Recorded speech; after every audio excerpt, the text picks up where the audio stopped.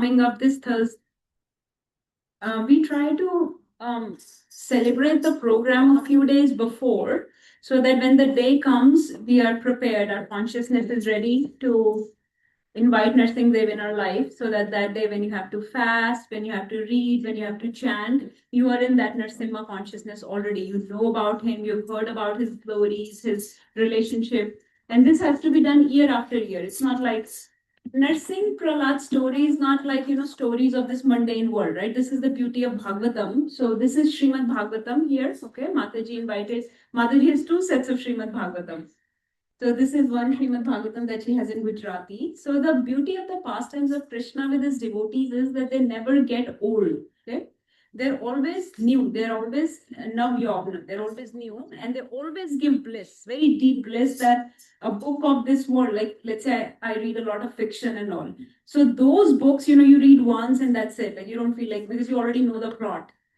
But with spiritual stories, these pastimes of Krishna, pastimes of Krishna's forms, are not like the ordinary stories of this world. They're not somebody's imagination, first of all, right?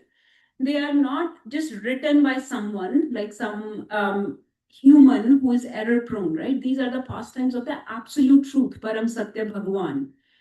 And they are his exchanges with his devotees. So when you hear these pastimes, they are not only heard at the level of just knowing the story, just at the level of this entertainment, right? Because many of you may know the story of Nrsimha and Prahlad. But actually, these pastimes, let's say Ramayana, Mahabharata, Nursing Prahlad Katha, Dhruv Maharaj's story, Amrish Maharaj's story, Gajendra Moksh story, right? All these pastimes are heard in a way that they bring enrichment to your heart, okay? They bring enlightenment to you. They bring self-realization. They bring you attachment to the Lord so that you become more detached from this world and more attached to the spiritual world and spiritual activities. The devotees eating prasadam becomes more palatable. Doing these little bit of tapasyas that we have to do, right? Waking up in the morning, focusing on chanting the holy names, all that improves, right? All those things improve because we are now associating with the spiritual world, with the Lord through his pastime. So that's why we should really, focus here and not just hear it for the sake of story, but hear it for the sake of really developing love for Krishna in your heart, okay? Get some lessons so I can transform my heart. So, Nrsimha Dev, you might say that this is, you're all Krishna conscious devotees. Your mission is to go back to your worshipable God, who is none other than Supreme Personality of Godhead, Krishna. We want to participate in Sri Nandanandan's Leelas, right? We want to be in the mood of Braj Gopikas. We want to go back to Golok Vrindavan. So where does Narsingh Bhagwan come in all this? Because Narsingh Bhagwan's roop, the form, as you can see, let's say on the left side, is very bhayankar. It's very formidable form. It's very fearful. So why do we worship Lord Nrsimha? So, yes, go ahead.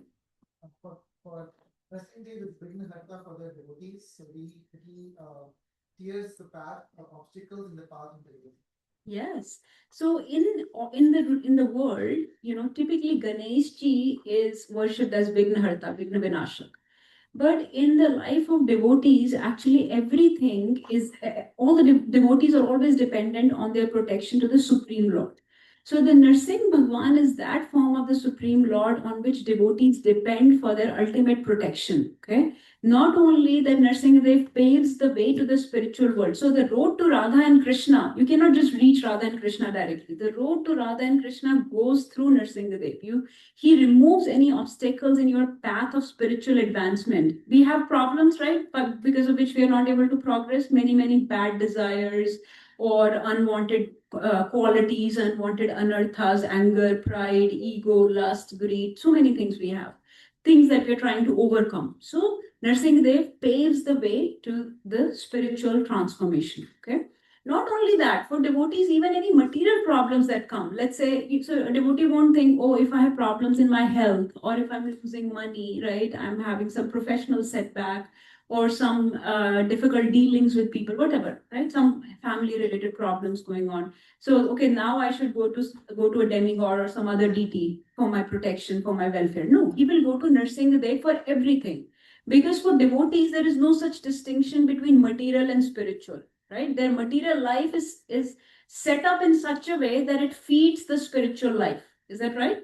So if you're having problems in your setbacks in your professional life or health or something, that will reflect on your spiritual life also.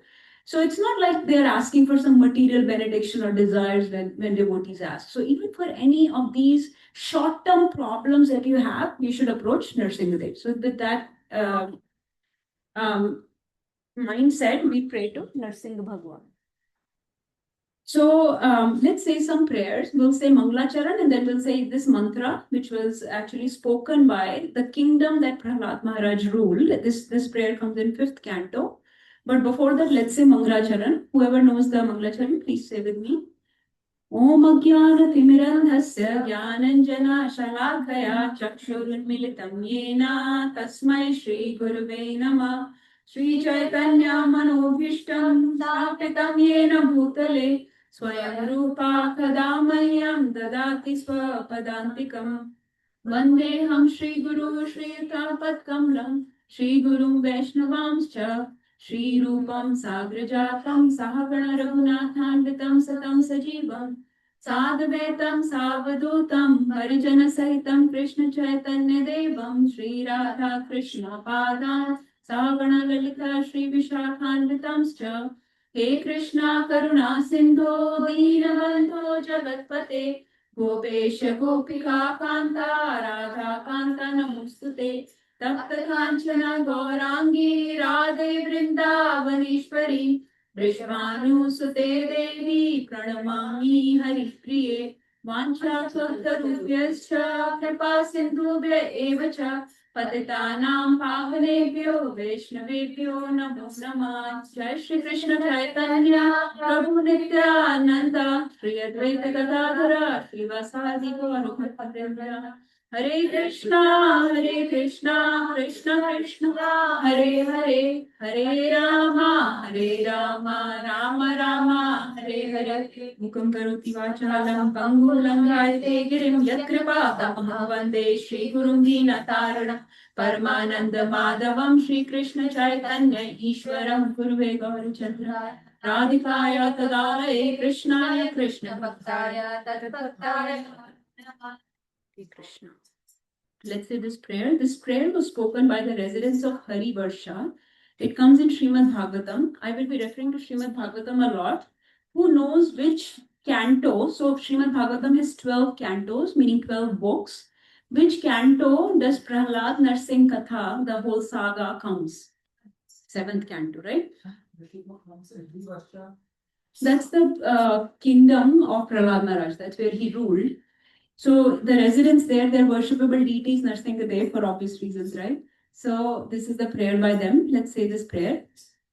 Om Namo Bhagavate Narsimhaya Namaste Tejase Avir Bhava Vajranaka Vajradamshra Karmashayana Randha Tamograsa Grasa Swaha Abhyam Atmani Bhuishta Shwama.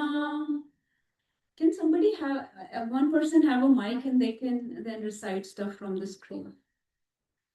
So that because otherwise it won't come into the Zoom. Who wants to? Hiran Mataji, will you read? Will you help? She can read it. Mataji, can you read the translation? I offer.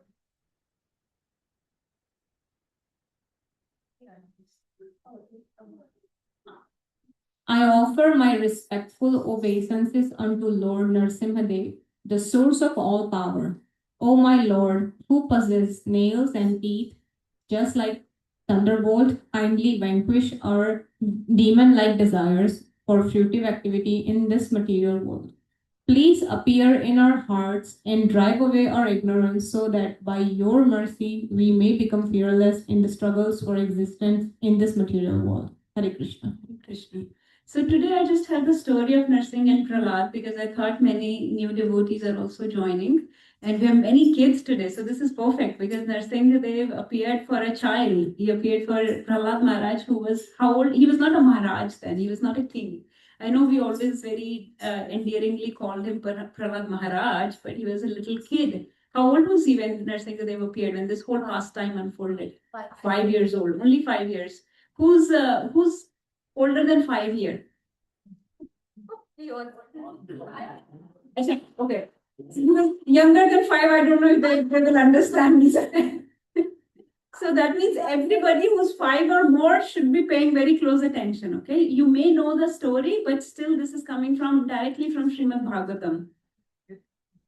And we will have quiz. So another incentive to listen carefully. Okay, we already did these prayers, so I'll skip them. I'll skip this also. This is just a prayer that comes in one of the other Puranas, which talks about how this is the same Krishna that came in Dwapar Yuga, the same Lord Ram that came in Treta Yuga, that same Narsimha that came in Satyug came as who? Fill in the blank. Who in Kali Yuga?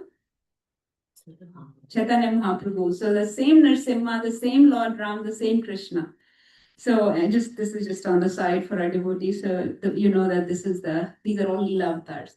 Now Krishna's forms, they are numerous, right? They come in so I think one day somebody asked me, how many incarnations are there? So Krishna's forms are unlimited. They come like waves in the ocean. And some of those forms are revealed to us, to our current situation, current people, current set of people. Certain forms may be revealed to us. But there are certain forms that are appearing or disappearing on other planets, right?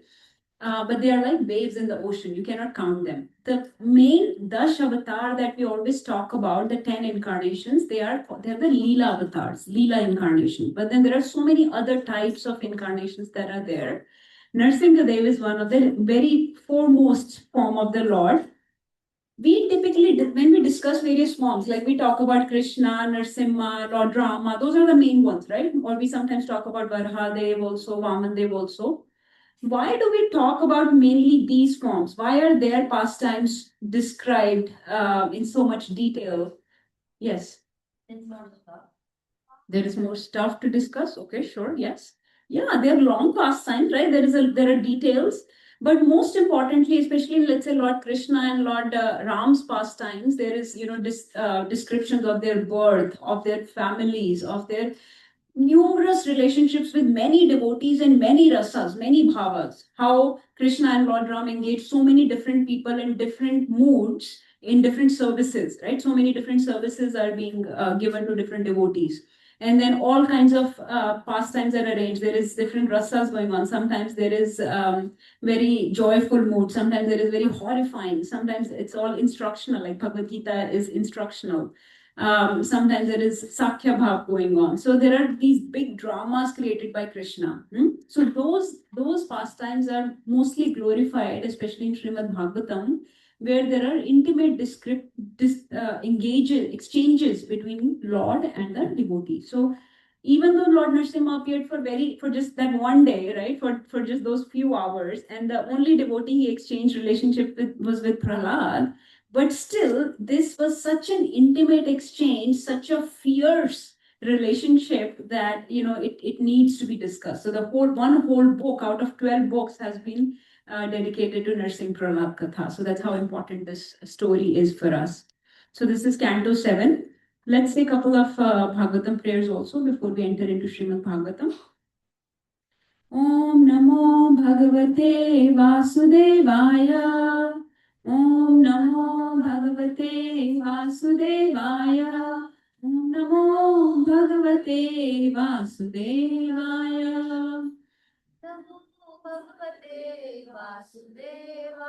Nārayanam namaskritya naram chaiva narottamam devim saraswatim vyasam tato jayam udire nashtaprayeshva bhadreshu nityam bhagavad sevaya bhagavati uttama shloke bhaktir bhavati nashtaki Krishnaya Vasudevaya Devaki Nandanaya Cha Nanda Gopa Kumaraya Govindaya Namo Namah. So let's enter into seventh canto. Okay, seventh canto opens with a question of Parikshit Maharaj to Shukdev Goswami. You know that the main conversation in Bhagavatam is going on between Parikshit and Shukdev. So Parikshit Maharaj asked a question to Shukdev Goswami. He asked that why does it appear, it looks like in all these pastimes, Lord is more favorable to demigods and he looks like he's partial towards demigods, towards devatas, whereas he is as if biased against demons. He's killing them. So it appears as if he's partial towards Devi Devatas, towards demigods. Why is that? So Parikshit Maharaj answers that question. Now, Shukdev Goswami answers that question. Shukdev Goswami quotes a conversation. In Bhagavatam, this is the beauty. First of all, so many stories are given, right? So we understand all the principles, the whole process is given through stories, right? Examples of different devotees are given. The second part, the beauty of Srimad Bhagavatam is that there are conversations within conversations. So each devotee, when he's asked a question, he quotes the conversation of somebody else, somebody more senior than him. So when Shukdev Goswami is answering to Parikshit, he will not just straightforward answer. He will always answer it through a story or through another conversation that happened between two other people. So this is basically evidence-based discussion. Like he's not just making up some answer from his mind. He's saying, I have heard from these two people, and that's how this is your answer. So in response to this question, Shukdev Goswami cites a conversation between Yudhishthir Maharaj and Narad Muni. That conversation happened at a very critical time in Mahabharata. It happened at the time of, who knows, Rajasuya Yajna. So Rajasuya Yajna was being conducted by Yudhishthir Maharaj, and all the Kauravas, Pandavas, all the kingdoms, all the kings from the entire planet were there. And Krishna was being glorified. Krishna was being honored there. Now, there is a very envious personality who was very envious of Krishna. Who knows that person? Shishupal. Shishupal was like a distant cousin of Krishna, and he was right from the birth very envious of Krishna. And he had this, he was told at his birth that whenever he criticizes Krishna 100 times, that day he will die. So he was very tricky, he was very scheming, he was very clever, very smart. What would he do? He would blaspheme Krishna 99 times and then he would stop, so that he wouldn't go to 100 and wouldn't get killed. But this day he could not control himself. He's of demonic mentality, so he could not. He's a human, but he's of demonic tendencies, and he could not control his envy for Krishna when he saw Krishna being honored and given all these respects and by all the kings of this earth. So he exceeded 100, and Krishna killed him. Okay.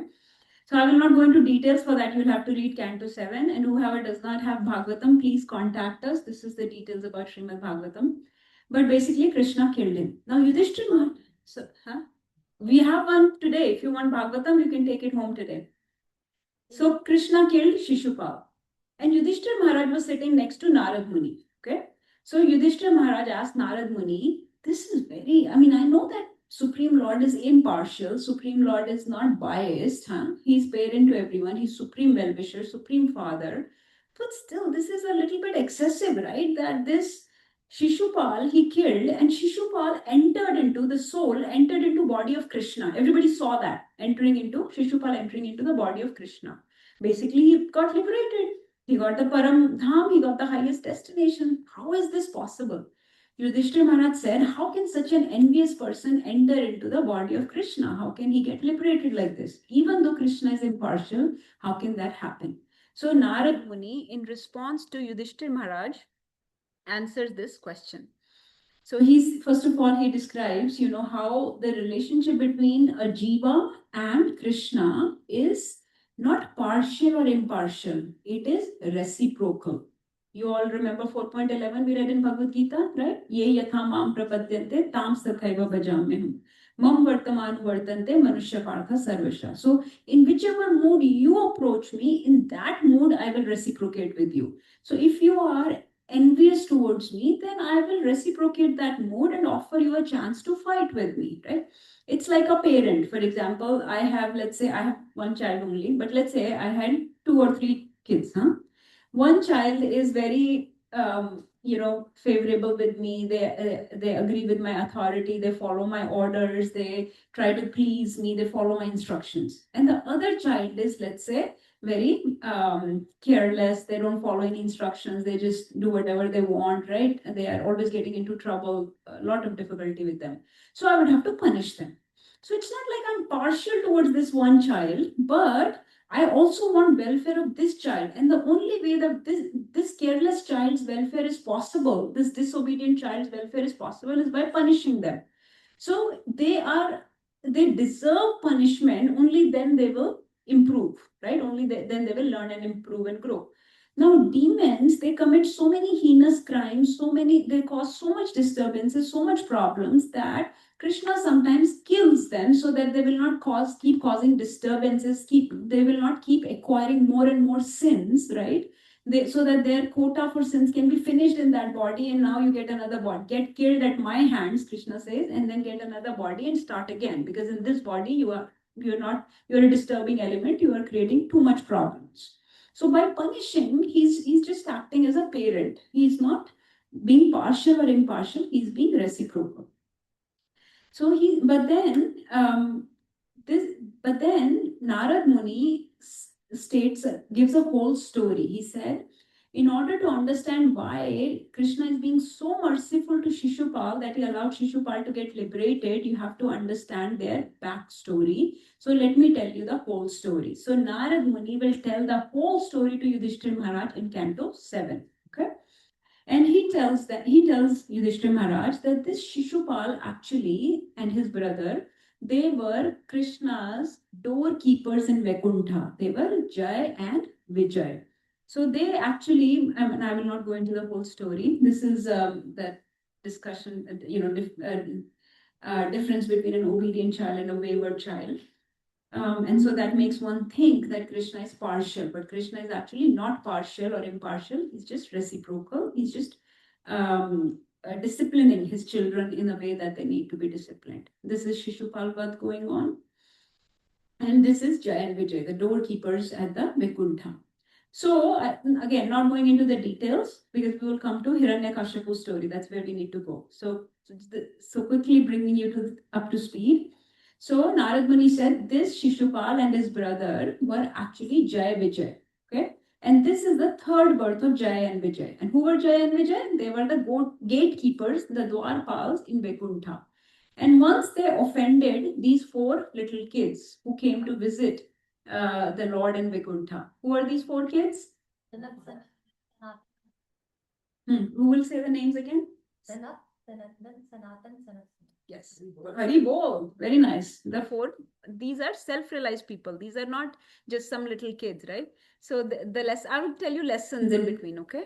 So the lesson here is that don't go by the devotee's appearance, okay? Somebody may look very downtrodden or very, they may not be dressed properly. Don't go by the wealth they have. Don't go by their profession. Don't go by their, appearance and all. So remember that even those little kids, they were naked. So the doorkeepers told them, you cannot go to Vaikuntha like this, right? So they basically offended them. And the four Kumaras cursed Jai and Vijay that you will have to take birth in the mortal world, in the material world. But then they felt bad and they decreased the curse a little bit. They said, okay, you will only have to take 3 mortal births, okay? But the good thing is, first of all, there are only 3 mortal births. Secondly, you will be killed or liberated by the Supreme Lord himself in each birth. So Narad Muni is now describing that this is actually the third birth of this Jai and Vijay. Okay, the first birth was Hiranyakashipu and Hiranyaksh in Satyug. Okay, second birth was, you can look at the screen, Ravan and Kumbhakaran in Treta Yuga, who were delivered by Lord Ram. Okay, and the third birth is this one, Shishupal and Dantavakra. And as you can, so these are not just some random people. This Shishupal is actually in the eternal Leela. He's a devotee of Krishna, right? They are very intimate servants of Krishna. They are the gatekeepers, and this is how he's getting liberated. They are now returning back to their original destination as gatekeepers. So Dantavakra की story को बहुत ज्यादा बताते नहीं हैं, लेकिन he was the one of the brothers. Was he brother of Shishupal? Friend or brother? Yeah. हाँ, उसको भी कृष्णा ने मारा था. They're all envious people. There is a group of envious people in Mahabharata. Shishupal was their leader. He was championing, and he calls a lot of many blasphemous names to Krishna in the whole Rajsuya Yajna. And everybody was getting upset, and Bhishma is getting ready to kill, and Nakul and Sahadev were very much getting agitated, But they told, let him continue. Let him continue, because he's Vipreet Kale Vinash Buddhi. So he's heading for his downfall. Vinash Kale Vipreet Buddhi.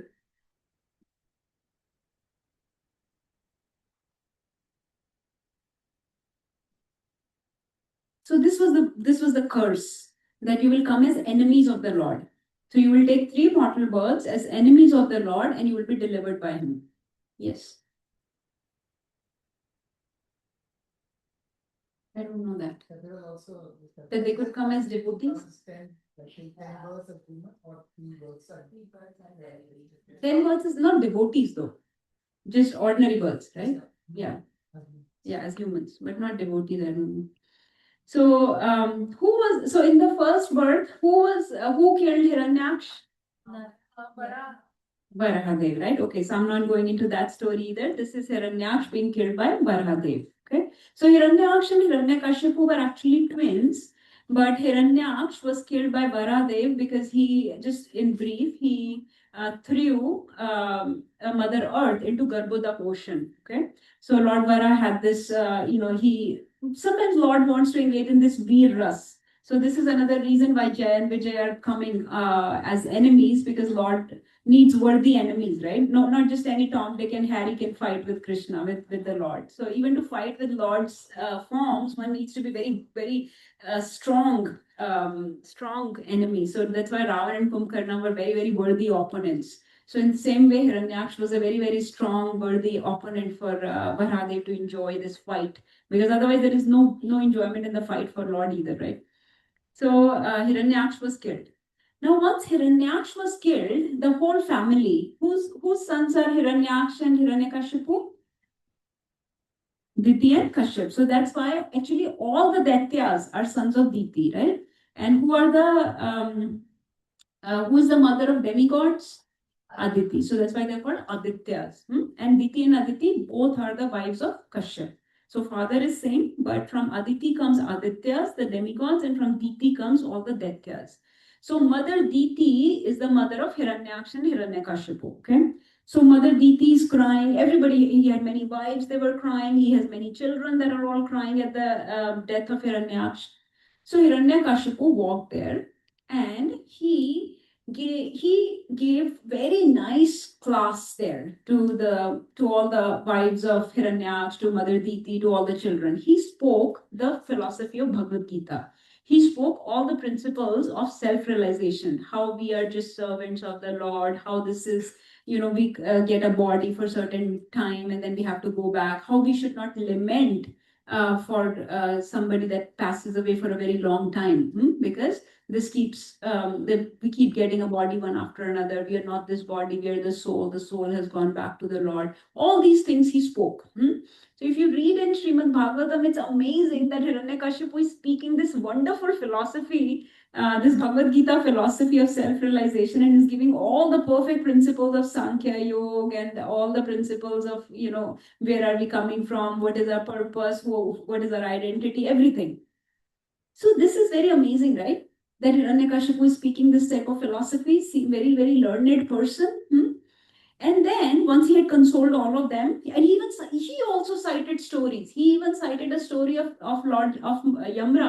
Yamraj, who's a great devotee of the Lord, he cited a story of Yamraj also. That he gave an example how people should not be lamenting for their departed loved ones for very long, there is a certain time period. After that, you should let them move on.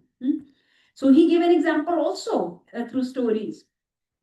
But then he turned around and he ordered all his soldiers that go and create havoc for all the devotees of Vishnu. For I'm going to take revenge from Vishnu. I'm going to become so powerful that Vishnu will never ever try to hurt me or harm me or my family members again. That I will become more powerful. I will overthrow the rule of Vishnu. I will become more powerful than Vishnu.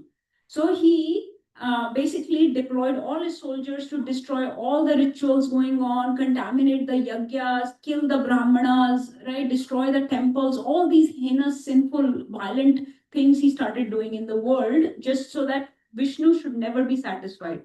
And he started doing very severe austerities himself to get that power to become comparable or to become more powerful than Vishnu.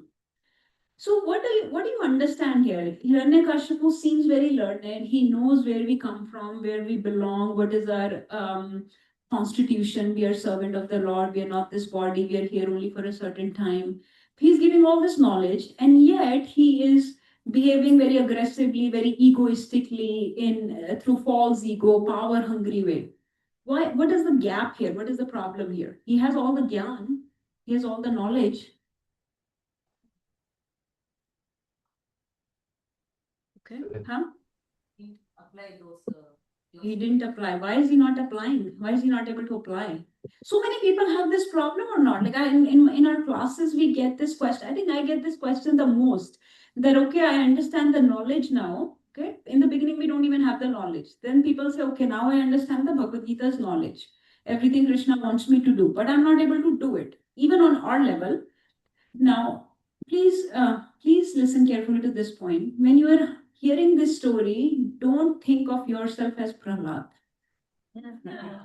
Seriously, because this is the biggest mistake people do. When they hear this story, they think of themselves as Prahlad. I'm very sober, very dedicated, very devoted, very tolerant, very loving, very forgiving, very compassionate. I'm a preacher.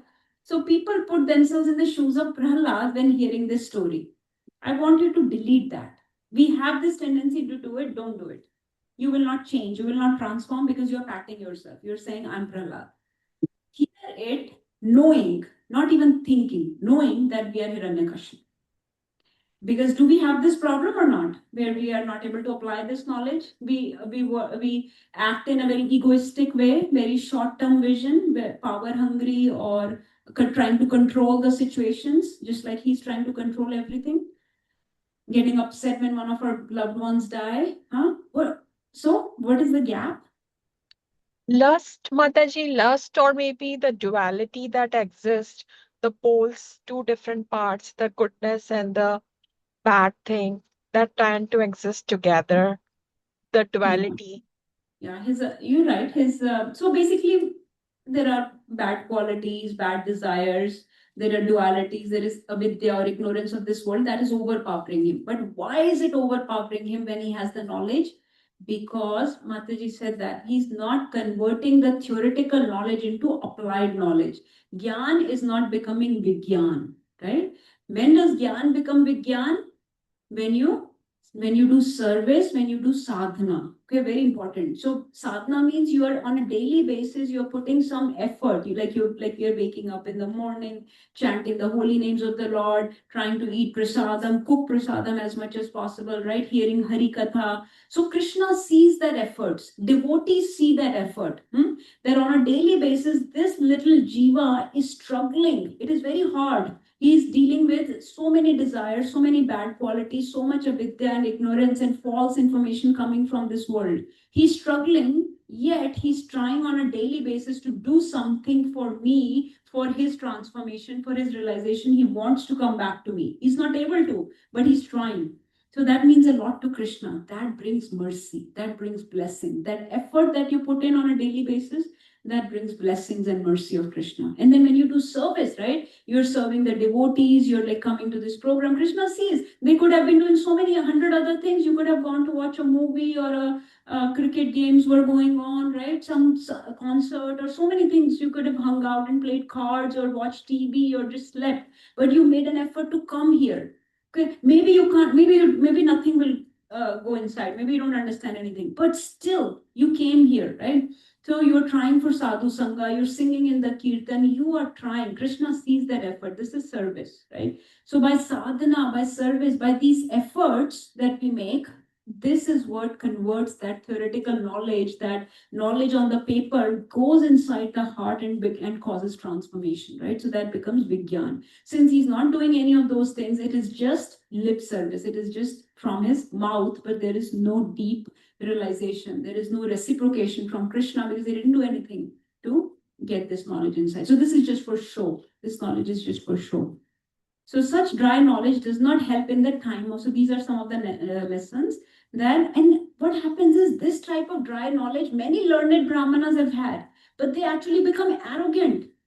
Whereas Vidya Dadati Vinyam, with knowledge, you should have become humble. You should have become more sober. The sober man of Bhagavad Gita that Krishna keeps talking about, the sober man.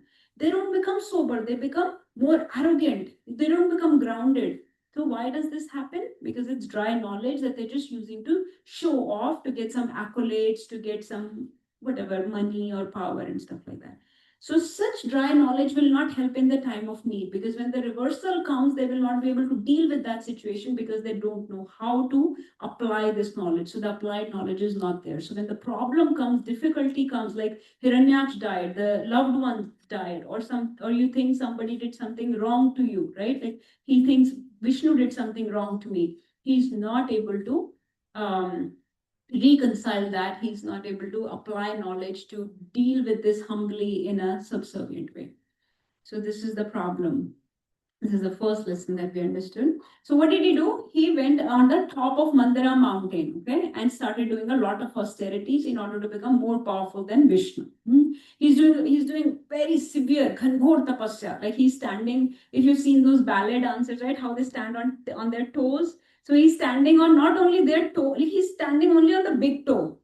Only on the big toe and both hands raised up. Like we cannot even do that for 2 seconds. So he's doing that for thousands of years. And he did such severe tapasya to call Brahmaji, okay, to get powers from Brahmaji, that many thousands of years passed and his body became like a skeleton. Like you can see how his body just completely withered away. And there are ant hills growing around him. There are all these bamboos and various plants started growing around him. And there was like heat coming from his body. So with so much tapasya, very, very unpleasant, like how in Bhagavad Gita, Krishna says tamsik tapasya, right? By putting your body at such great, unpleasantness. So this kind of unpleasant tapasya he did for thousands of years. And what happened? Brahmaji came. Okay. Now Brahmaji came very reluctantly. Okay. So I want you to notice this here, this difference, okay, between what Hiranyakashipu is doing and what Prahlad would do. Okay. Hiranyakashipu is doing very Ghanghor tapasya, fearsome tapasya, and he's able to please, not even pleasing, but somehow able to call a demigod, like deity. One of the deities came. And he came very reluctantly, okay, and he said, okay, what do you want? And he said, make me immortal. Okay, I want immortality.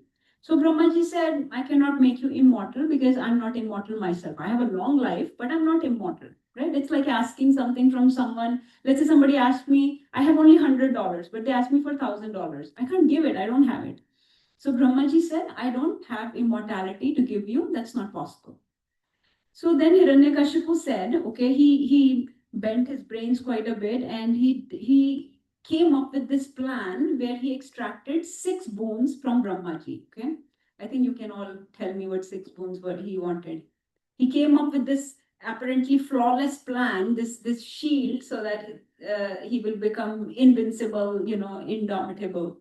What were those 6 things he asked?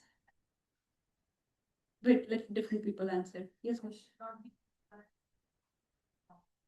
So Mataji said, I should not be killed on land, water, or air. I should not be killed by any, and not just human, any entity created by you. Because Brahmaji is the secondary creator. So any entity, living entity being created by you. Go ahead. I cannot be killed in day or night. Somebody else is saying? Inside or outside? Day or night. Okay. What else? Not by any weapons, any kind of astra, shastra, any weapons, and neither inside or outside. Did we say that already? I don't know. I think we said 6. Anyway, I have a list somewhere. So in this way, he did this type of austerity. Okay. Now here, the point to be noted is Brahmaji came very reluctantly. He gave these boons. Okay. So he's not like very pleased to give these boons, but this is the problem with pleasing demigods. When you follow a process like a rigorous tapasya or some kind of process, then the demigods will give you what you want. Okay. There are various problems with that. One, we as jivas have very short-term vision. So we don't know what we really want, what is good for us. So we typically tend to ask for things that are just good for us in short run. Like Hiranyakashipu is asking for all these things to become more powerful, right? To be able to rule the entire cosmic manifestation. So this is not going to turn out very well for him, as we know, because he's going to misuse this power. He's not getting this to do service to anybody. He's not doing this to do welfare to anyone. He's doing this to become powerful. So the one problem with this is that we don't know what to ask for. Second problem is when you ask demigods, they will give what if you follow the process per Vedic rituals, they have to give you whatever you want because they're not the supreme father, right? It's like going to a shopkeeper and you give them, let's say, a cigarette pack. I don't know how much it comes for. Let's say 20 rupees or whatever, $5. You give $5. Shopkeeper has he does not care about your welfare. You gave $5, he will give you the cigarette pack. But if you go to your father and try to give him $5, will he give you a cigarette pack? He'll give you a chapat, right? So this is a problem with going to demigod. So if you go to the Supreme Personality of Godhead, he will maybe smack you, right? But that's what you deserved right now. That's what you needed right now. Yes, Prabhu. I thought the gods are So yes, so demigods, they are not immortal, like they have a certain life. So in Bhagavad Gita, actually Brahmaji's life is given. So he has a very, very long life. But he's still, Brahmaji is like a position. So that position changes every so often. So he rules for a certain time, but then he goes to his next destination and somebody else occupies the post of Brahmaji. So all these demigods, they are not eternal, they are not immortal. They're immortal in a sense that we are immortal. Any soul is immortal, right? Soul is eternal. But in that body, they're there only for a certain duration of time. Now, their duration in that body is very long. The time is very long compared to us, but it's still a time.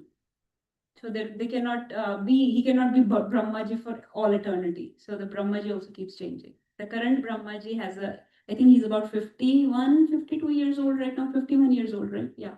In his time, not our 50, his timeline, he's 50, 51 years old. Brahmaji's timeline is very detailed to discuss. It's a lot of maths to do, so we'll do it one day in Bhagavad Gita class, but it's given in chapter 8 of Bhagavad Gita. So he extracted, he thought he was being very clever. Okay. What is he doing? He's cheating death. Okay. Do you think if you try to change, and then what did he do with this power? He created havoc in the world, right? He employed all the demigods in his service. He would raise his eyebrow, and as soon as he raised his eyebrow, Indra had to give rain, something like that. Like all the demigods were employed in menial services by Hiranyakashipu in his kingdom. So he's ruling the entire cosmic manifestation. Suryadev's cycle was changed so that whenever he wants, Suryadev has to rise. So there is no proper day and night. So Hiranyakashipu changed the rules of the world. Okay. He changed so many things, like all the laws of the nature and all, he started changing around in the world. So do you think these rules or these laws, like for himself, he's trying not to die, he's changing the rule that is set by the Lord. Do you think that that's wise? And if not, why not? Can we change these days scientists and all, they try to keep changing the rules of the world. Like we try not to age, we try to take so many things to have long life, or so many things we try to do. trying to change the rules that are set by the Supreme Lord. So trying to become immortal is one of the things, trying to skip death. It doesn't work out, right? Because those rules are in place for our benefit, for our welfare. So it's not a very good planning to try to change those rules. And he's changing all these rules of the world, okay? So this was Hiranyakashipu's plan to become immortal, okay? So he went in a very roundabout way, but these are the things he asked, okay? So these are the things you can read on your own, inside, outside. By I may not meet death from any entity, living, non-living, may not be killed by any demigod, demons, anything like that. So in this way, he asked for so many things. These are the various things that he asked for. Okay, so these are some of the lessons now. This is the next lesson. So first of all, what do you ask the Lord? Don't ask the Lord just as if he's your order supplier. Okay, this is what I want, give me this. I covered this point a little. We do not know what is good for us. Okay, there are many stories about this, that people have asked for things, and they realized later that that was not a very good planning. Right? They did so many upayas, they did so many yagyas and deity worships, demigod worships, and they got what they wanted. But then that thing brought them more problems, more difficulties in life than if they had not gotten it. So there is a beautiful statement which says that, so, be careful of what you wish for, is said, right? And then there is another beautiful statement which says that more tears have been shed by the prayers that were answered than by the ones that were unanswered. So more tears have been shed by the prayers that have been answered. So be very careful of what you ask from Krishna. Don't ask for material things, okay? So the safest thing to ask for is devotional service, to remove your unwanted desires, unwanted qualities, to develop more and more attachment to Krishna. Just ask for those things. Devotees typically don't ask for anything. Even if there is some discomfort, something going on that are tolerable, just tolerate. Don't ask unnecessary things. First of all, we should not even hassle Krishna for unnecessary things, right? So we should have that much awe towards the Lord that we are the servant, should not ask for unnecessary small things. Ye chahiye, wo chahiye, unless something very significant, consequential, that will make a lot of difference in your life. But otherwise, Prabhupada just used to say, Jo Hari Ichha. Okay? So praying for material things causes more entanglement. Now, even if you prayed for some material things, try to use them in service. Okay? So Hiranyakashipu is breaking all these rules. He's asking completely materialistic things, right? He wants power, he wants unrivaled, unconquerable rule over the entire cosmic world.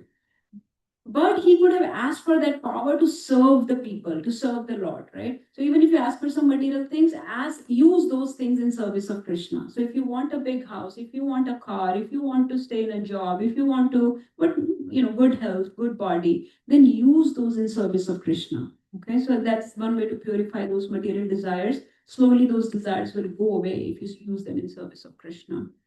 And then this is the very important point. He was trying to cheat the Lord. When you try to cheat the Lord, will that work? So, do you agree that Krishna is the topmost in everything? Is he the most beautiful? Is he the most wealthy? Is he the most renounced? Is he the most learned? Right? What am I missing? Most strength, most renunciation, right? He's topmost in everything. So he's the topmost cheater also. In Bhagavad Gita, Krishna says, Dyutam Chalaytam Asmi. That Dyuta means gamblers. Gamblers are cheaters, right? So among the gamblers, I am the cheating. I am the cheating potential. So even amongst the gamblers, people who think they are the topmost cheaters, I am greater than them. So I'm the topmost cheater, right? Like Navya likes that song. Vraje prasiddham navnita choram gopangananam jadukula choram. So he's the topmost chore also, okay? So you cannot cheat the Lord, okay? And we will see how Lord will cheat Krishna. Can somebody give an example of another form of Lord that cheated someone? Narsingh is going to cheat. Krishna is going to cheat Hiranyakashipu. You will see in just 2 minutes. But another form of Lord described in Srimad Bhagavatam, Vamandev, yes, very bold. So Vamandev cheated Bali Maharaj, right? Vamandev cheated. So for that you will have to read Srimad Bhagavatam. So Krishna is the biggest cheater. So what did he do? Okay, so this is what happened. While Hiranyakashipu was doing all this fierce tapasya on the Mandara mountain, now his wife Kayadu was pregnant. Okay, she was having little. Who was in the womb? Little Prahlad. You can just answer. People are just answering, so you will never get your turn. So he has little Prahlad in her womb. Okay. So the demigods, now since Hiranyakashipu was torturing everyone, demigods decided to kidnap Kayadhu and kill this child. Okay, kill Kayadhu, kill the child, so that at least there is not another demon being brought up in this household. So this was their plan. Seems like a good plan. Let's not have another demon come up. But then came Narad Muni. Okay, because this is now Krishna's plan. What is Krishna's plan? He sent Narad Muni. So Narad Muni came and he told demigods, no, don't kill her. Okay, don't kill her. This is the tendency of the devotees. They don't like anybody to be hurt or harmed, right? We don't want to kill the demons. What do we want to kill? We want to kill their demonic tendencies, right? We want to kill the sinful tendency from people's heart. We don't want anybody to be hurt in any way. Even the most horrible people, right? We're trying not. We want them to get transformed. So para dukkha dukhi, para sukha sukhi. Right? That's what devotee's nature is. So Narad Muni could not tolerate that Kayadhu being very innocent and this innocent child is going to be killed by demigods. So why should demigods commit a sin like this? So he took Kayadhu. So what did he do? He took her. He said, just give her to me. I'll take care of her. Okay, don't worry about another demon coming in this family. So what did he do? He's now doing Harikatha. Now Kayatu told Narad Muni that I don't want to bring my child into the world until my husband comes back from the tapasya because I want to keep my child safe in my womb. So Narad Muni said yes, but my compromise will be I will keep you will stay pregnant, but you will have to hear Harikatha the whole time. So he is narrating Srimad Bhagavatam to Kayadhu, and this is the plan of Krishna that not only we're not killing anyone, but he planted the highest devotee, like the topmost devotee that's possible within the family of Hiranyakashipu. So that's the cheating. That's the the smart plan of Krishna. Ki andar se ghus ke marenge, right? So it's not worth it to kill this person. It's better to make this person the best devotee in such a legendary devotees that generations, yugas and yugas after this devotee will be glorified. Who will have this devotee who will at such a young age have the power to call such a fierce form of the Lord into the world. So this kind of devotee will create. So this is the power of Narad Muni and a pure devotee. Imagine this Kayadu and Prahlad are listening to this katha from the pure mouth of Narad Muni. He's hearing Harinam and Harikatha, not like this, not like mine. Imagine Narad Muni's Harikatha, and for so long, for like thousands of years, this Harikatha is going on. Now, Kayadu was not listening. So this is another point to understand. Kayadu did not have any transformation, right? But who did? Prahlad. Prahlad was listening, right? So first of all, devotees are very compassionate. You got that point, right? So if you see difficulty with people, you transform them, right? You don't just kill them or hurt them or harm them, you transform them. So isn't it said in the world that if you want to overcome something, then draw a bigger line, right? So किसी line को छोटा करना हो तो उसको मिटाने या काटना is harder, right? Draw a bigger line. So drawing a bigger line is better. And who has said that if they go low, we go high? Michelle Obama, right? If they go low, we go high. So Hiranyakashipu was going low, right? But we are going high. So we are making devotees actually. And Prahlad Maharaj is going to make so many devotees. So this is one. Then Hari Nam and Harikatha, very, very purifying. As you can see the example, Prahlad Maharaj heard it in the womb and became a glorious devotee. And this is the most important point. Please listen to this carefully. This point I mentioned before a little. Hiranyakashipu did very intense tapasya, standing on the toes with hands in the air. Can we do it like this? Can we stand and do it for like 2 seconds? Okay. Who can do it? Can you stand on your toes? No. Okay. So should we leave our home and go to the Mandara mountain or go to some forest? Can we do it? No. So he did very tamasic tapasya. What is Prahlad doing here? Sitting very comfy, cozy in the womb of his mother, listening to a very pleasant Harikatha, just like you all, right? What are we doing? In very comfy, cozy, sitting, very pleasant. Does this feel like tapasya? Maybe sitting on the floor, maybe tapasya, but not, It's nothing compared to what Hiranyakashipu did, and so purifying, right? With each second, with each word of Srimad Bhagavatam, we are getting purified. So our process, the process of bhakti, is actually very pleasing, right? And he became the topmost devotee just by that kind of pleasing, joyful, such a endearing process that he followed, such a loving process that he followed. No discomfort at all. Huh? This is our process. Just associate with devotees, eat prasadam, read Bhagavad Gita, Bhagavatam, right? Go to dham, go to temples, do sadhu sangha. That's all. What is the difficulty? Prabhupada used to say, what is the difficulty? So there is no, it's such a pleasing, joyful process and brings about the greatest transformation. You don't have to leave your home. You don't have to give up your family and possessions and profession and everything, right? You don't have to take up such severe ascetic practices. None of that at all. So this is joyful. Okay, so and with this tapasya, he's not just pleasing a demigod. Hiranyakashipu pleased just a demigod, right? Compared to Prahlad Maharaj, who's going to please Narsingadev, the Supreme Lord. And Brahma ji came very reluctantly कि इसको देना ही पड़ेगा कुछ bone, इसने बोला है तो क्या करेंगे, देना ही पड़ेगा, like that. And Supreme Lord came by himself. Prahlad did not even ask for him to come, right? He was just answering Hiranyakashipu's question, is your Supreme Bhagwan in this pillar? And he said, yes, he's in this pillar. And he's struck. Prahlad didn't say, no, Bhagwan, please come, please help me. Please. Not even once did Prahlad said that please come and save me. Nothing, right? He's just chanting his names, chanting his mantra. Om Namo Bhagavate Vasudevaya. That's all. He's chanting constantly. And Narsingadev came out of his own free will, out of his own volition, out of his own love for this dear devotee that is being harassed by this demon. So this is the power of this pleasing devotional process. And this dear Prahlad was finally, he grew up, Hiranyakashipu had come back, he grew up to become 5-year-old. Once he became 5-year-old, he started going to the school. Okay, now next set of lessons comes. So you saw that Prahlad was listening to this Hari Katha in the mother's womb. What does that tell you? That we should start at as younger age as possible. There is no age that is very young because Prahlad was hearing in the womb. So how can somebody say, how can a 20-year-old, how can a 30-year-old, like 30-year-old people say, I have a long life to go. I'll do this at 60 years of age. But Prahlad was doing it in the womb. So why are you waiting? Right? Why would we say that, okay, our child is only 6 or 7 or 10 or 12 or whatever, they're too young to do this right now. But Prahlad was doing it in the womb. So there is no age that's very young.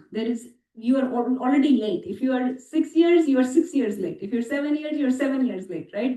I got it at 35 years of age, I'm 35 years late, right? So you're that much late actually in taking up this process. There are some other lessons on the screen you can see. Okay, so then what happened? So then, somebody wake Nagarjun through. I was going to ask you some question, but I saw that you're asleep. So, okay, now comes interesting part, okay? So, he's imagining that, okay, this is comfy, cozy process, let me get comfortable. So next what happens? So now Prahlad is going to the school. Okay, whose school is this? Shukracharya. Who are the teachers in that? Shanda and Amarka. They are Shukracharya's sons. Okay, so Prahlad is 5-year-old. He's going to the school of demons. And Shanda and Amarka, Shukracharya's sons, are the teachers for Prahlad and all the class full of demons. Okay. So one day Hiranyakashipu called Prahlad, okay, and he invited him to sit on his lap, okay. And he said, Beta, what did you learn in the school? What is the best thing that you have learned in the school? Okay. So now when Prahlad thinks of what I have learned from my teachers or in the school, he's always thinking of his real teacher. Who was his real teacher? Narad Muni. He's not thinking of Shanda Marka's teaching. What was Shanda and Marka teaching him? They were teaching him the ways of demons, like how to become most powerful, how to enjoy in this world so much, how to make your body in such a way that it becomes good for enjoyment, right? How to eliminate enemy, how to identify enemies and then eliminate your enemies, how to contribute to the economic development of this kingdom, right? How to make this kingdom prosperous and also. They're only talking about this calm and earth and these kind of things, which were very distasteful, very ordinary to Prahlad, and he was not very attached or attracted to these teachings at all. So when Hiranyakashipu asked this question, Prahlad is thinking of what did Narad Muni teach me? What will be the most relevant teaching for this person? Okay, for Hiranyakashipu. So he's talking like a preacher here. Okay, it's like I meet someone and I think, what should I tell him? He's asking me to tell him, let's say, one principle of Bhagavad Gita. So somebody asked him, Mataji, what did you learn? I'm not going to tell him medical knowledge, right? I'm going to say something from Bhagavad Gita and I will say something that will be very applicable to that person. Okay? So Prahlad Maharaj ne क्या चौका मारा चौका अभी छक्का नहीं मारा छक्का बाद में मारेंगे पहले चौका मारा okay everybody understands Hindi a little bit right can I flip a little in Hindi okay so चौका मारा क्या बोला उन्होंने हिरण्यकश्यपु को उन्होंने बोला तत्साधु मन्ये सुरवर देहिनां सदा समुद्विग्न धियाम सत्गृहात् हित्वात्मपातं गृहमन्धकूपं वनं गतो यद् हरिम् आश्रयेत. He said, Tat sadhu manne survarya dehina. Oh, asurvarya. Asurvarya means topmost asura. Oh, top. He didn't say, oh, my beloved father. He said, oh, topmost asura, demon. The sadhus have enjoined, the sadhus have said, Tat sadhu manne. Ye sadhuon ka manna hai ki person like you has fallen into the blind pit of household life. Okay, he's saying this to Hiranyakashipu, who is the most powerful person in all the entire cosmic manifestation. All these demigods are in his employ right now. Okay, कोई झाड़ू कर रहा है, कोई कपड़े कर रहा है, कोई बारिश कर रहा है, like that. So he said, so somebody like you who is so entangled in household life, vanam gato yad hare आश्रय. वन चले जाओ और हरि का आश्रय लो. So vanam gato yad harim ashray. Go to. I have learned from my. So this is what he said. This is the verse you can see. I have learned from my spiritual master. He's thinking of Narad Muni. You have fallen in a dark well where there is no water. Pani bhi nahi hai usme. There is no water.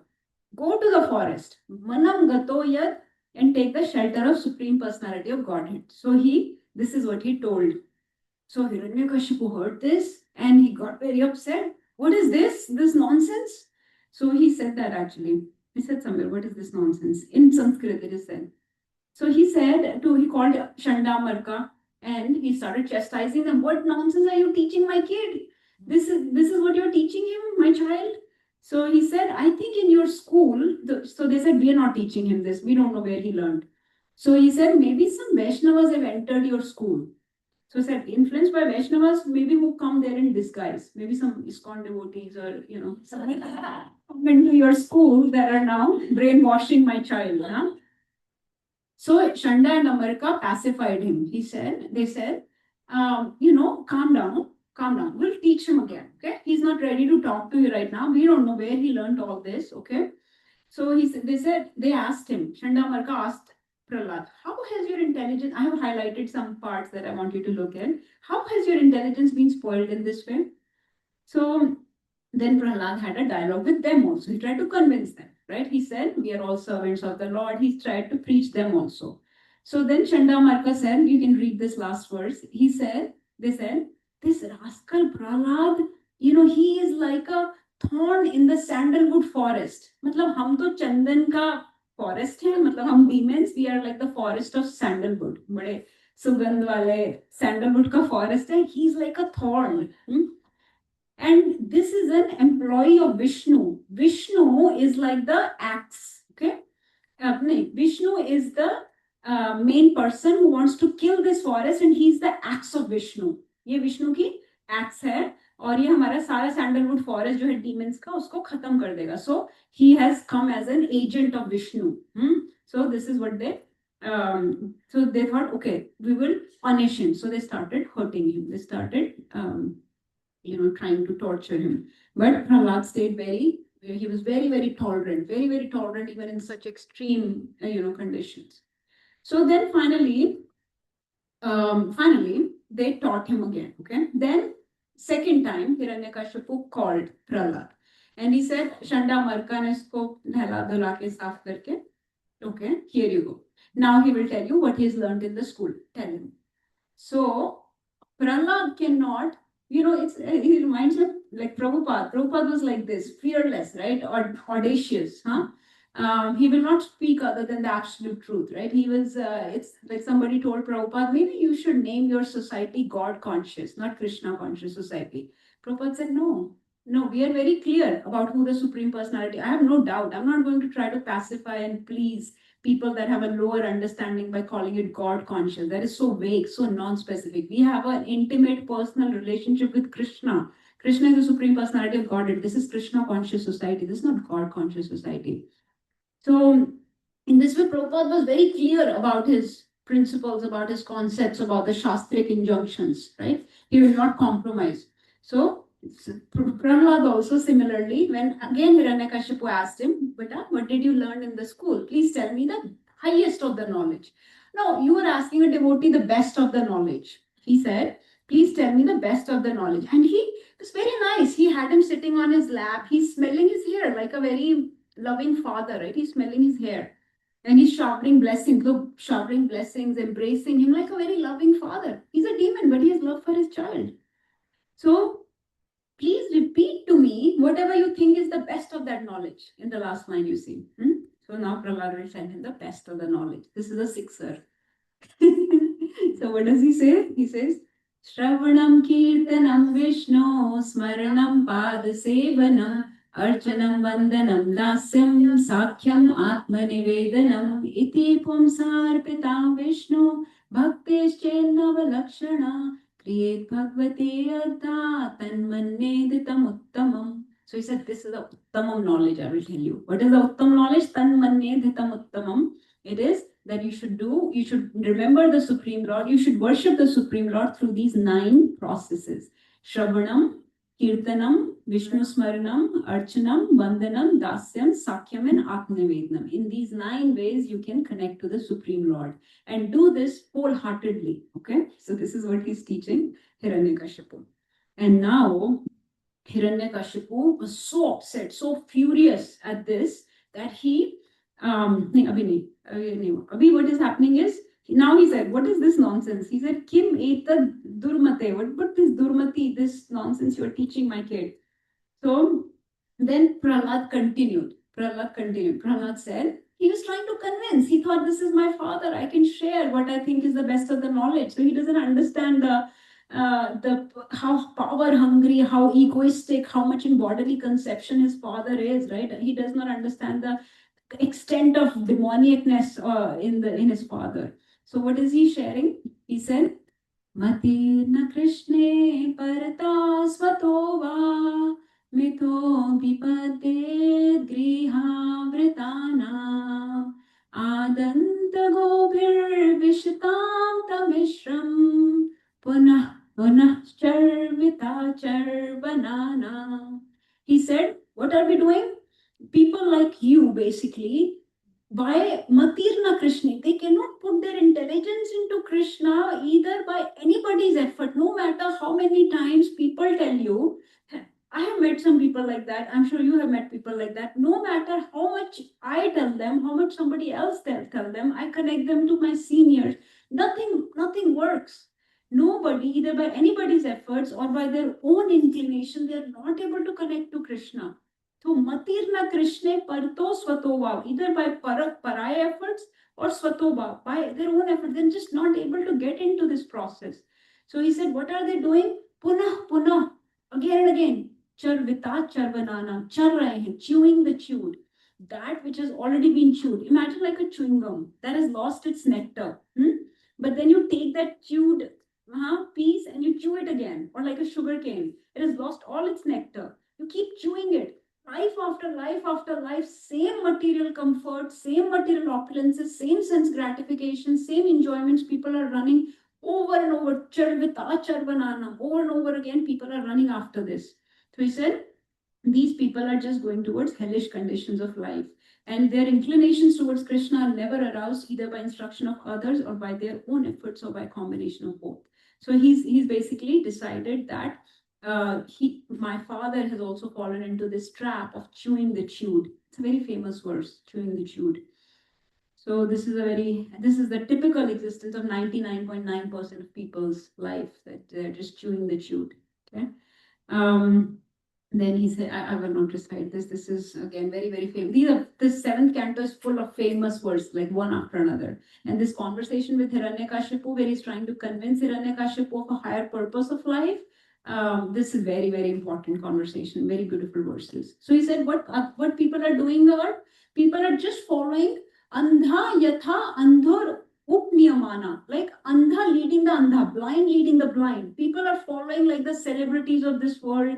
They're following the politicians of this world, or cricket stars, or sports stars, or various other influencers and motivational speakers that do not speak from scriptures at all. They do not speak the absolute truth at all. So we are just listening to their concocted misinformation, the false speculative knowledge, and just wasting our life. So अंधा या खुद भी वो अंधे हैं, वो कुएं में गिरेंगे और सबको लेके गिरेंगे, all these followers that are following them, right? So अंधा यथा अंधर उपनियमाना. So this is what you're doing, blind leading the blind. Like all these people that are following Hiranyakashipu, they're just heading for disaster. So in this way, then he further extolled. He said we should accept the lotus feet of Vaishnavas on our head. We should accept the dust of the. So then he started talking about devotees, association of sadhu sangha, because he got sadhu sangha in his life when he was in the mother's womb. So he's talking about that. And then Hiranyakashipu was finally, he could not stand it. Okay, he had it enough, and he was blinded by rage, like furious rage. And this Prahlad that was sitting on his lap, he threw him very violently, like he went flying across the room. And so the same Prahlad that he was, so lovingly like sniffing his hair and embracing him, that same Prahlad he threw across the room like that. Why? Because he was teaching him a higher purpose of life, the connection with Supreme Lord. And why is he doing that? Because Hiranyakashipu thinks of Vishnu as his enemy. Okay. Please remember this. Please know that some people ask us, why are we here in this material world? Because people, we think we're very great devotees. So why are we here? We are here because we forgot our relationship, because we are also envious of Supreme Lord. Okay. So all these things you're trying to do, you're trying to create all these comforts or opulences in your life, all these things belong to Krishna actually. And so you're just trying to take these things away, not engaging them in service, but just for your own enjoyment. So that is enviousness against Krishna. That is, we are not as big a demon as Hiranyakashipu, but we are tiny Hiranyakashipus, right? So on a daily basis, we are acting as Hiranyakashipu, right? We're just trying to enjoy the energy of Krishna for our own personal enjoyment, for sense gratification, not for service of Krishna. That is what Hiranyakashipu was also doing. He was enjoying all the servants of Krishna for his own self, right? For his own selfish gratification. So in this way, we have also become envious of Krishna. We have also become turned away, vimukh, Krishna vimukh. So this is this is a very beautiful lesson. This is the nature of love in this material world. So Hiranyakashipu's love with Prahlad was very, bodily. As long as this is also with us, right? As long as someone is fulfilling our expectations, they are doing what we ask them to do, we have a relationship with them. But as soon as they disappoint us, then there is anger, there is frustration, there are divorces, there are conflicts, right? Why do they happen? Because we keep ourselves in center. We just want the other person to serve us. So that's the nature of love in this world. I don't know if you have time to finish this. I wanted to come to Narsingha's appearance at least. Anyway, so okay, I think we're coming to Narsingha's appearance in like 5 or 10 minutes. Is that okay? Let's have Narsingha there come.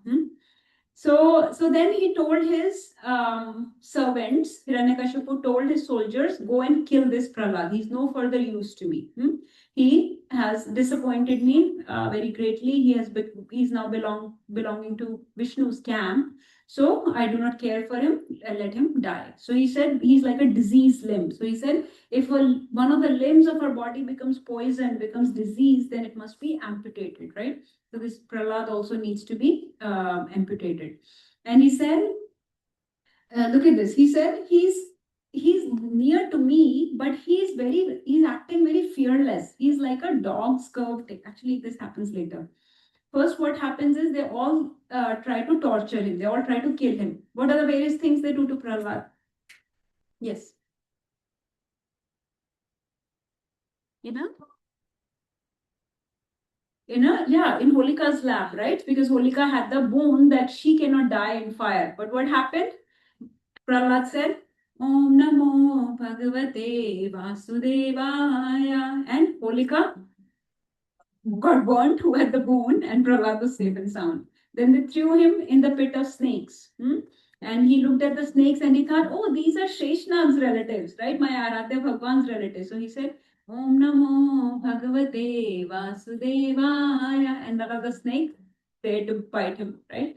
Then they threw them in front of mad elephants to get trampled at the feet of mad elephants. And he said, oh, these are Gajendra's relatives. Gajendra is a pure devotee of the Lord. So he said, Om Namo Bhagavate Vasudevaya. So none of the elephants dared to harm him. Then they threw him from the top of a mountain. And he said, oh, Bhumi Devi, she is the wife of Varahadev. So here I come, right? She's my Aradhya Bhagwan's wife. So he said, Om Namo Bhagavate Vasudevaya. So in this way, they even fed him like poison keel. They tried, swords and sharp, so many things they tried. Nothing could touch Prahlad. So then they brought him in front of Hiranyakashipu that we are not able to kill him. So Hiranyakashipu was baffled. How can all these arrangements not kill such a little, small, fragile, like Komal child? Why won't he get killed? What is going on? So he said he's like a kutte ki dum.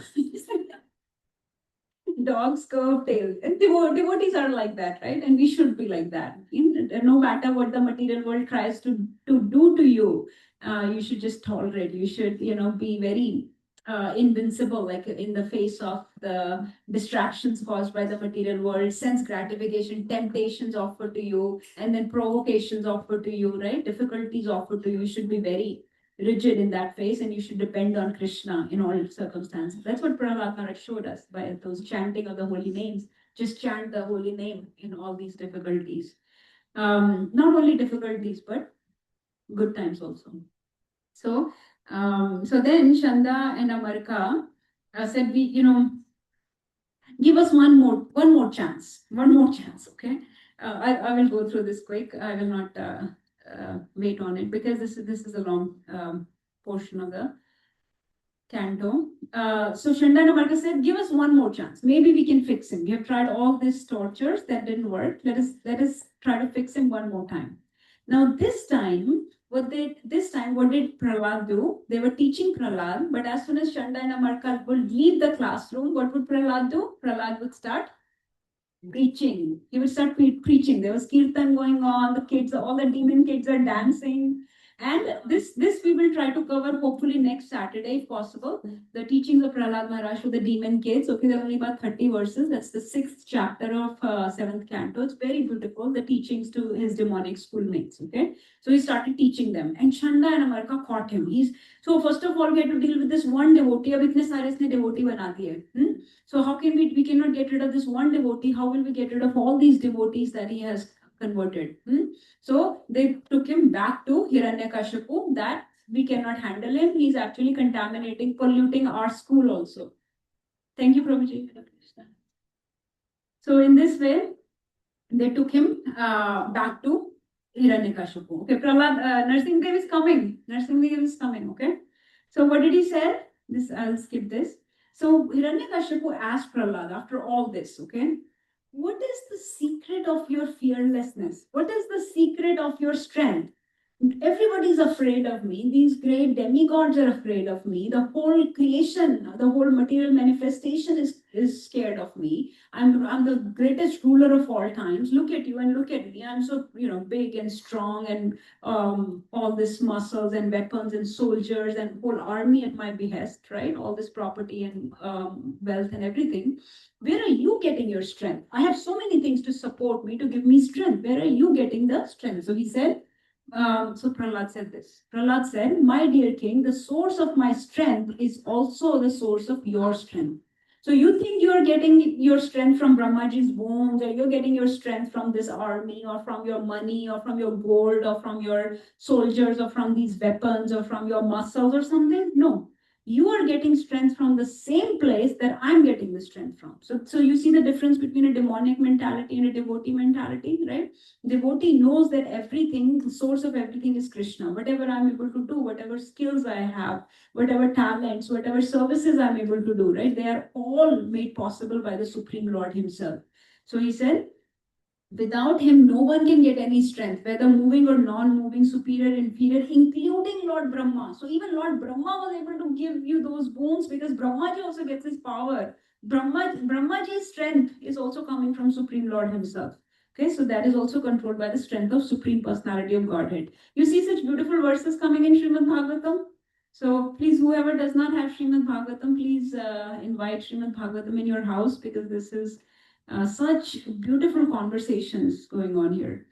So he said. So then Hiranyakashipu says, "You always talk about some supreme being." Okay, look, you can see on the screen.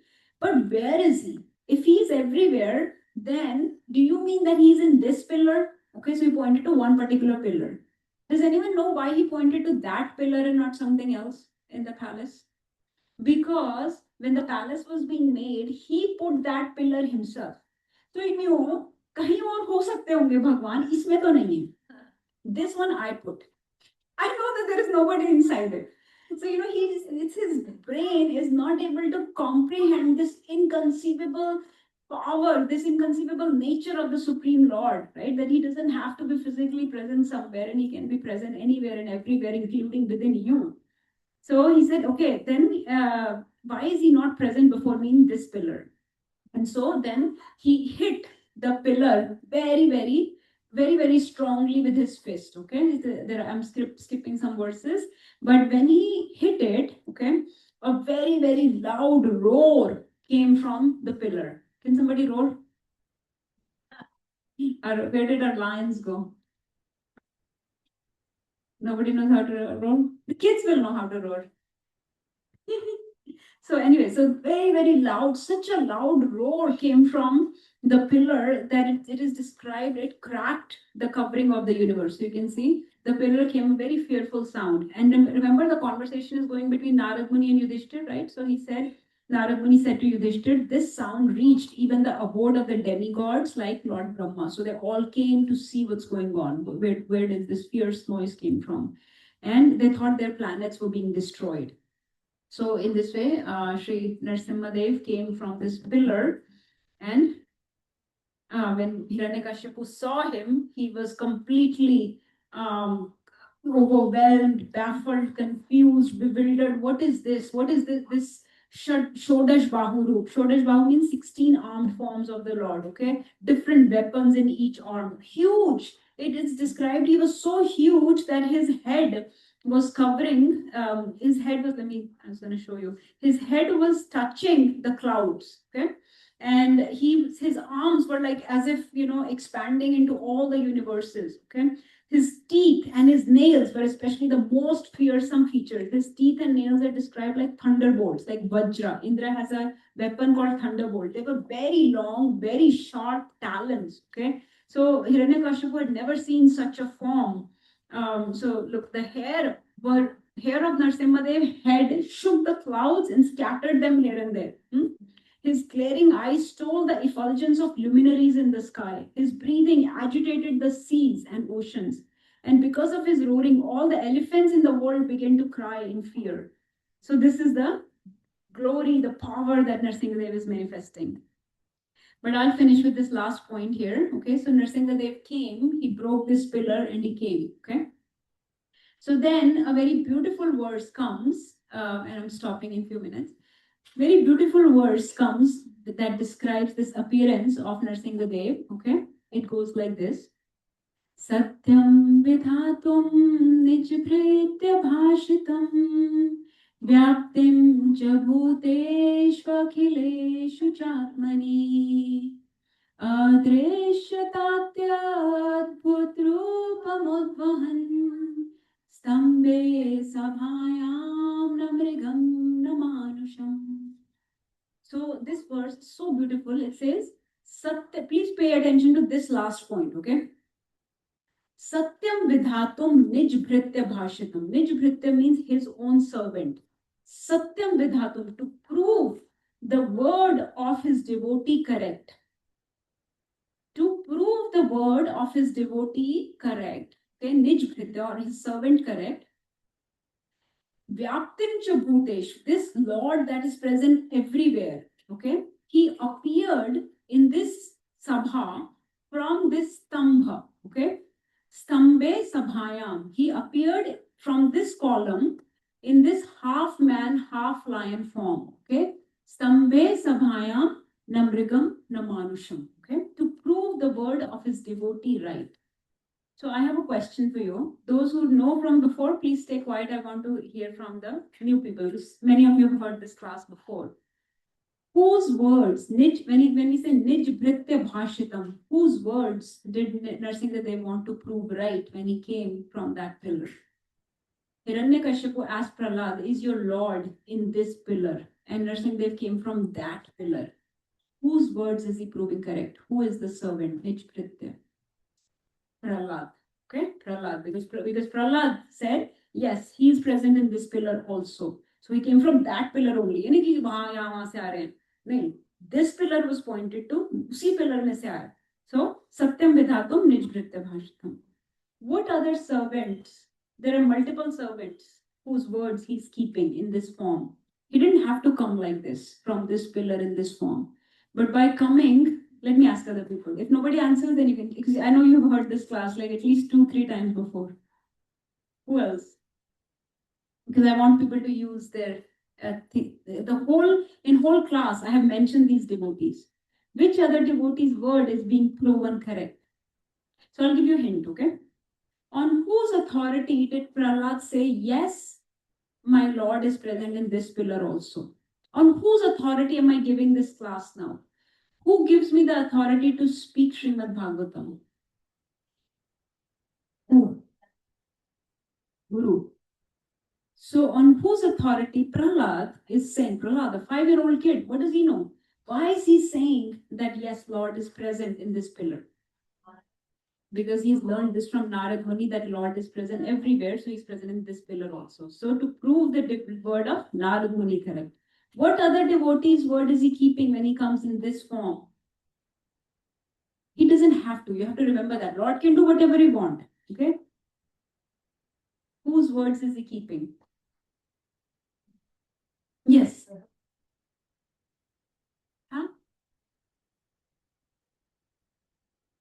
Somebody gave a promise. Two other people have given promises in this katha.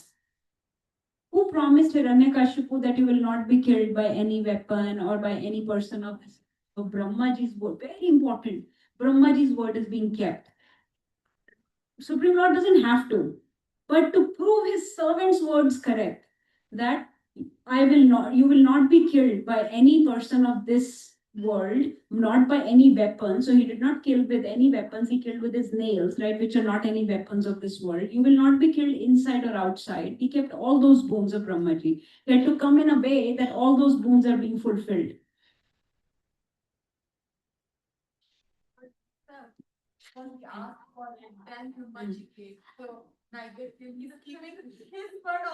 Yeah, but here we're saying servant. So he killed him inside. Did he kill him inside or outside? No, he killed him at the threshold of the building. Did he kill him on the land, water, or air? On his lap, right? Because his lap, Lord's lap, is beyond any land, earth, or land, water, or air. Did he kill him? What other boons were there? I have some slides somewhere. Morning or night? No, at the dusk, right? When Sandhya, when the morning is merging into night, so that evening, the dusk. This is it. And yeah, so he fulfilled all the boons. One more, yes. So it's not a living being, right? It's not a jiva, the Supreme Lord. So yeah. So one more devotee's word is being kept. Which devotee? No. Which devotee? So we say Satyam Vidhatum Nij Bhritya Bhashitam. Who's the Nij Bhritya? Which servant's word is being kept? Go back to the basics. Go back to the beginning. The Nārangi has been discussed, Brahman. Four Kumaras, because they said that you will be killed at the hands of Supreme Lord. Right? They told Jayavajaya that one of the benefits of this curse will be, actually an indirect boon of this curse will be that you will be liberated at the hands of, you'll be killed at the hands of Supreme Lord. So, four Kumaras words also. So in this way, so you see how merciful the Supreme Lord is. He kept all these devotees' words. And so, devotees never need fear. Okay, that's why we keep nursing the Dev in our heart. Okay, he gives fearlessness like Prahlad. So you can become completely tolerant of different situations in this world like Prahlad. And we don't even have that much difficulty like Prahlad did, right? Are we getting tortured by our own parents like this? So our difficulties are not anywhere near that. We have so many resources, so many facilities, so many people to help us. Prahlad was surrounded by demons. He was alone. He had nobody. He's a small child without any resources. He was akinchan. He had no shelter but the Supreme Lord. So we had to also become akinchan, right? Just no other shelter but Supreme Lord. I'll just tell you one verse said by a very different devotee in a very in another sabha, in another inauspicious sabha. Can somebody guess that sabha? In another inauspicious sabha, a devotee who had no other shelter raised her hands. Mother Draupadi. So what did she say? She said, Pratigya tav govinda name bhakta pranashyati iti samsmritya pranan sandharamyaham. Pratigya tav govinda. Oh Govinda, you have taken this vow that प्रतिज्ञा तब गोविंदा नामे भक्ता प्रणश्यति. My devotee never falls down. मेरे devotee का कभी नाश नहीं होता. इति संस्मृत्या, just remembering this, प्राणान संधाराम्य. I'm just holding my life here, just keeping my life here, just remembering your promise. And where did Krishna make this promise? In Bhagavad Gita to Arjun. Krishna said, क्षिप्रं भवति धर्मात्मा शाश्वत शांतिं निगच्छति कौन्तेया प्रतिजानाहि नामे bhakta pranashyati. In Bhagavad Gita, Krishna said, Kaunteya, O Arjun, declare it boldly. Pratijanahi, tell everyone, Name bhakta pranashyati. My devotee never perishes. And Mother Draupadi reminded Krishna of that promise. You made that promise. You have made that promise to all jivas that Name bhakta pranashyati. वही याद कर करके I'm maintaining my life here. So this is how devotees become fearless, like Prahlad, right? Just chanting the holy name, just depending completely on Krishna's protection. So thank you everyone for listening. And Bhakt Vatsal Narsingadev Bhagwan ki, Bhakt Shiromani Prahlad Maharaj ki, Narsingh Chaturdashi Mahamahotsav ki, all glories to the assembled teams. All glories to Guru and Karanga. Jai Shri Radheshwari. Thanks everyone for joining. Hare Krishna. Any questions?